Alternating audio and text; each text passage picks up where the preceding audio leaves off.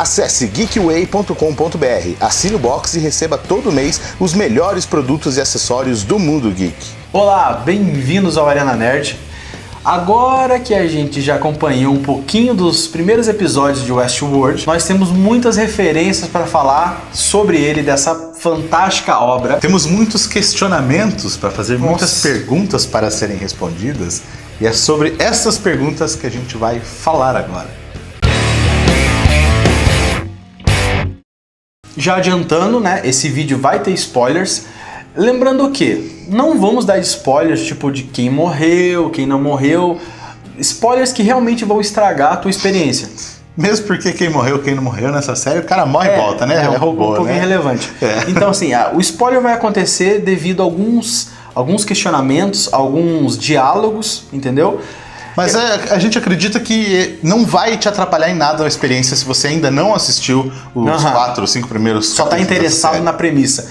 Acho que vale a pena você assistir esse vídeo, tá? Só alguns diálogos que a gente vai comentar. Então, fazia muito tempo, na verdade, eu nunca tinha visto uma obra de ficção, seja na TV ou no cinema, tão interessante que me lembrasse tanto as obras literárias. O Westworld, eu acho que ele inova muito, muito mesmo. Eu não lembro de ter visto uma outra obra com essa mesma pegada. Porque, por exemplo, Isaac Asimov, né? Ele é o escritor de ficção científica mais conhecido. Só que em filmes ou mesmo em séries nunca foi abordado da maneira como ele mostra nos livros. Você tem tipo adaptações como Eu, Robô e O Homem Bicentenário, que tem puxado bem mais pra ação, né? Sim. E o outro puxado um pouquinho mais pro drama. Todos com a mesma história, tá? Todos os elementos ali, são ótimos filmes, ok. Mas você não tem aquela discussão. Essa profundidade que o Isaac Asimov coloca nos livros. Isso, né? Porque o que ele faz? Ele pega uma cena do cotidiano, uma cena que está inserida os robôs, e ele coloca as regras, né? Foi ele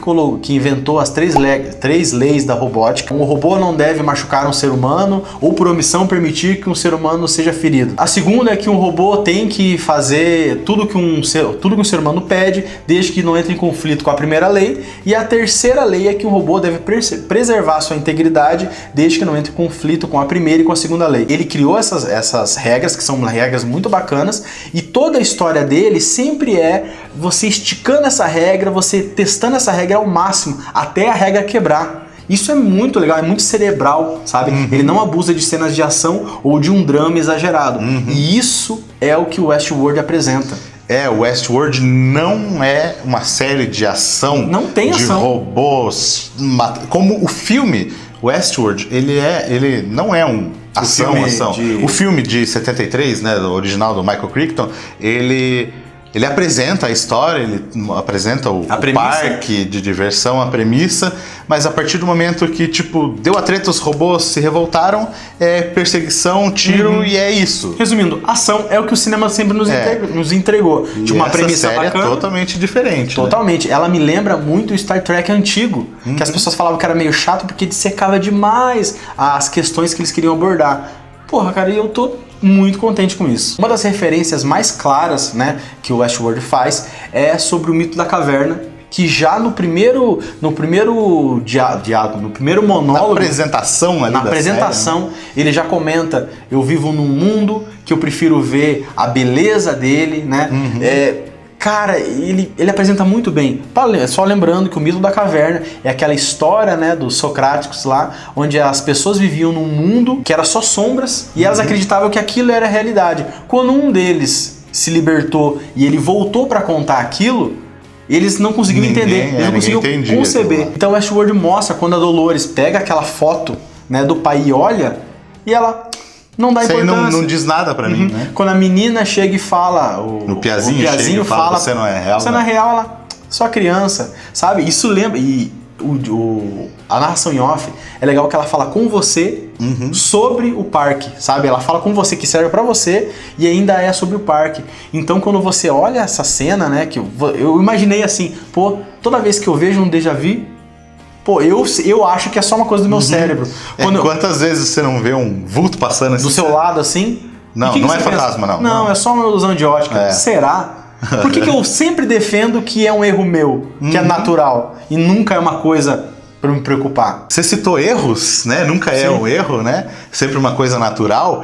que puxa outra referência, a teoria da evolução. Que eles falam a todo momento, do primeiro capítulo pro terceiro eles falam também, que é importante a gente falar que muita gente acha que a evolução das máquinas e tanto a evolução do ser humano ou de qualquer outro animal é baseada em adaptação, né? E aquele que é melhor... Que vai se tornar melhor, por exemplo, eu fico mais forte por causa que os meus pais treinaram, então eu vou cada vez ficar mais forte.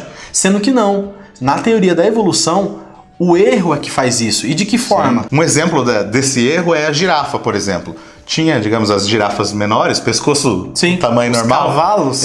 Você acha que, tipo, vai nascer uma pescoço gigante para poder comer melhor? Não, foi uma que nasceu com um pescoço maior, foi um erro. Foi um erro que ela conseguiu comer as plantas, alcançar as árvores maiores, teve mais alimentos. E ela deixou descendentes e todos esses descendentes herdaram esse erro genético que, na verdade, permitiu que elas dominassem totalmente, entendeu? As outras girafas com o pescoço menor foram morrendo até que ficasse só as girafas de pescoço grande. Isso aconteceu também com os cães, que eram lobos. As girafas foram naturais e os cães já foram afetados diretamente pela ação do ser humano. Porque o ser humano, o que ele fez? Ele deu uma vantagem para os cães que tinham o erro de ser muito dóceis. Os lobos ainda, Os lobos, né?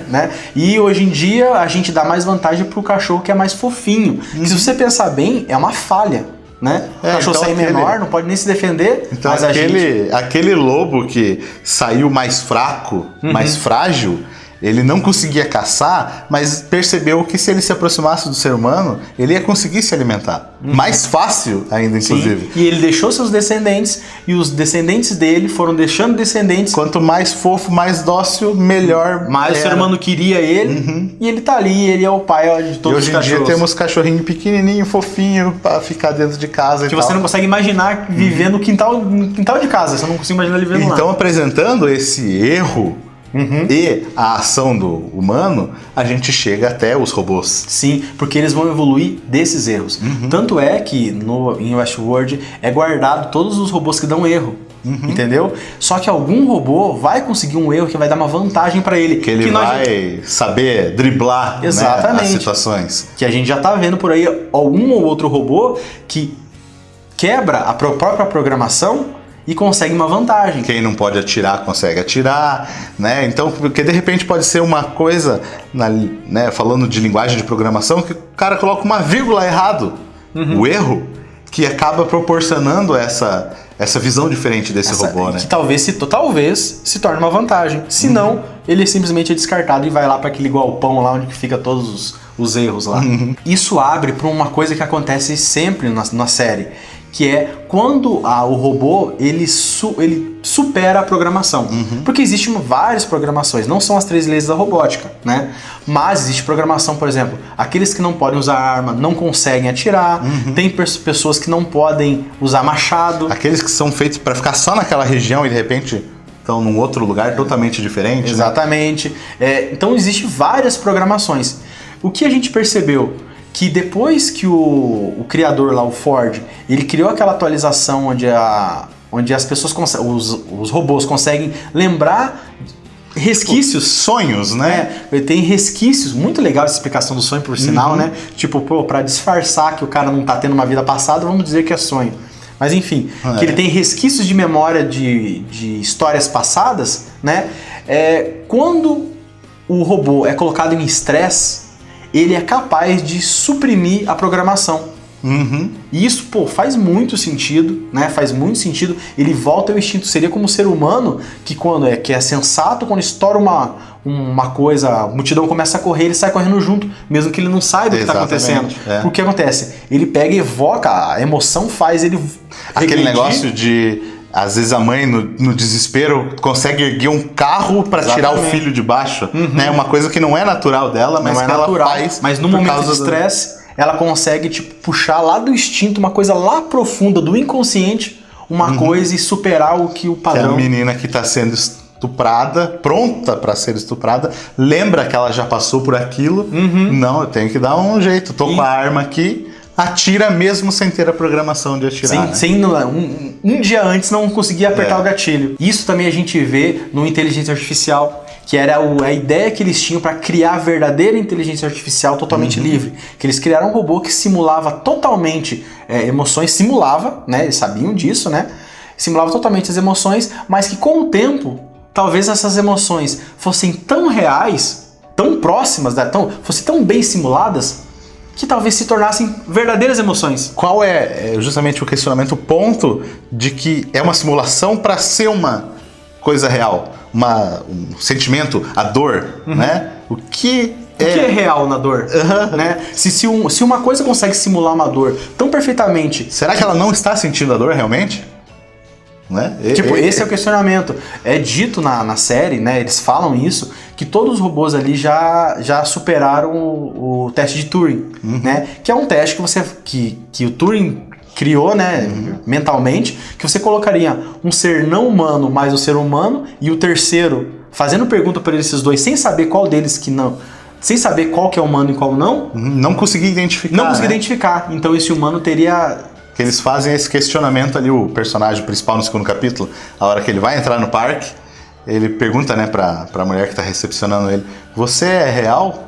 E ela faz diferença pra você, se você não sabe se é real ou não. Isso me lembrou de uma outra referência também, que ela é presente visualmente e nessa questão mais filosófica, digamos assim, que é o game Fallout 4. Que os produtores já falaram que eles, né, jogaram bastante, né, não esse jogo específico, mas eles jogaram para trazer influências, né, citaram GTA V também, mas o Fallout 4 primeiro, como é feito os robôs, né, naquele círculo que eles vão traçando, a mãozinha vai traçando as fibras, vai esculpindo ali a fibra, né, que é exatamente como o Instituto faz no jogo Fallout 4, né, eles fazem os ossos, depois músculos, pele e tal, até sair o robô, o sintético, né, no caso do jogo. Sim. E tem um questionamento, por exemplo, no Fallout 4, que de repente eu tenho meu filho e ele some um dia, e de repente ele aparece de volta. Aí eu fico preocupado se esse filho não foi trocado por um sintético, porque o Instituto faz isso, né? Pelo menos eles acusam o Instituto de fazer isso no jogo. E é aquilo que a gente falou. Esse filho que tá ali, se ele tem todos esses sentimentos, se ele tem de repente a lembrança de que ele é o meu filho, ele tem de tudo que a gente viveu, ele não é real. Ele não é real. Inteligência Artificial, mais uma vez, é um bom filme. O menininho lá, ele era real ou não era? Ele era claramente um robô. Mas você tem coragem de me dizer que ele não era real? Os produtores, né, como eu tinha falado do GTA V, eles trazem esse questionamento de que, de repente, as pessoas não se importam por achar que não é real, né, o robô, ele não tá sentindo, não se importam, eles matam, eles estupram, eles fazem o que querem com os robôs. Como eles falam na pegada do GTA V, que você não se importa com o personagem que tá ali, né, porque você sabe que ele não é real. Igual nos jogos, né, que você abusa deles, mata, ou às vezes você cria empatia e você quer passar a fase sem matar porque você quer construir a moral do seu personagem, sabe? Isso é uma coisa que dá pra conversar muito, dá pra discutir muito. A gente podia ficar meia hora falando sobre esse assunto especificamente também, né? Tem uma última coisa, uma referência bem clara, uma referência não, uma situação que acontece, que tem um agente do mal, né, vamos colocar assim, que vai contra o sistema, contra todo o Westworld, né, que começou a aparecer depois que eles fizeram a atualização, que eles começaram a sonhar, que sonhar quer dizer lembrar das histórias passadas, que tem pipocado, né, tipo defeitos em cima de defeitos, programações errôneas em cima de programações errôneas. Isso é claro que é alguma coisa forçando um cataclisma, né, que aconteceu há 30 anos atrás, mas alguma coisa está forçando isso. Isso, na minha opinião, é bem claro, na verdade, eu acho que quem acompanha lembra, quando eles começam a citar Shakespeare, né, eles citam a primeira vez, né, uma situação trágica. Depois, mais uma vez, a Dolores, né, ela cita lá um Shakespeare falando que esses sonhos, né, não vão passar em vão, né, que às vezes eles podem ser tão bons que podem ser consumidos num beijo de fogo, sabe? Isso mostrando que alguém tá, tipo, declarando que, pô, isso tá bom demais, isso vai acabar de maneira trágica. E que esse alguém pode ser o Arnold. Cara, deve ser. A questão é como ele se manifesta. E justamente, né, eles falam ali no capítulo de que todos esses robôs que começam a surtar, eles começam a falar com uma pessoa especificamente, né? Que, inclusive, o pai da Dolores, a hora que ele dá o problema, ele vem e fala com o Ford que eu já conheço você, eu sei quem você é. Verdade. Entendeu? Então, e quem que conhecia ele? O Arnold, né? Que o Arnold era um colega do Ford que basicamente... O sócio dele, né? Tipo o Steve Jobs e o... Steve Wozniak, ele... Que eles criaram tudo, mas o Arnold morreu, né? Não sabemos como, mas ele era um aficionado pelos... Já nem falava com os seres humanos, só se relacionava com robôs, né? E ele criou, digamos assim, tentou criar uma consciência que era uma voz interior. No começo essa voz era programada por ele mesmo, mas ele sonhava que essa voz um dia, que eles tomariam o controle dessa voz e seria a própria consciência, daí sendo o robô com a liberdade total.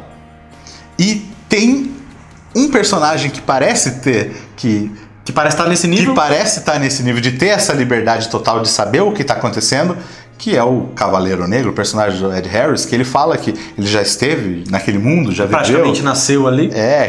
Falam que ele já visita há 30 anos aquele parque. Então ele deve ter, né, começado nessa época do parque, porque ele era um robô. De repente, o Arnold usou uma programação dele que libertou ele, e é isso que parece que ele estava fazendo mesmo, entendeu? Sim, parece muito isso. Se ele tá buscando o labirinto, tá procurando... pode ser, de repente, a consciência dele do Arnold. Tanto estando parcialmente dentro dele, ou totalmente. Mas eu acho que se a gente for ficar focando em teorias... Teoria, não. É tudo tiro no escuro. Tá tudo muito no começo ainda pra gente falar que é ou não é, né? Mas em resumo, gente, por enquanto tá uma série fantástica. Muito inovadora, que a gente precisa esperar essa primeira temporada acabar pra gente realmente bater o martelo, né? Que também pode acontecer do final ser uma porcaria, né? Esperamos que não, mas estamos de olho. Vamos falar sobre ela ainda mais. Exatamente, esses questionamentos primeiros que a gente trouxe aqui, vão surgir muitos ainda e a gente vai estar sempre conversando sobre eles, e a gente quer que você também converse com a gente sobre isso. Então deixa aí nos comentários o que você acha dessa série, esses questionamentos que a gente falou. Você tem alguma teoria sobre alguma coisa, alguma referência que a gente não falou aqui? Comente aí. Se gostou do vídeo, deixa o seu like, se inscreva no canal também para acompanhar a gente aqui. A gente fica por aqui e volta a qualquer momento com mais um Arena Séries. Valeu!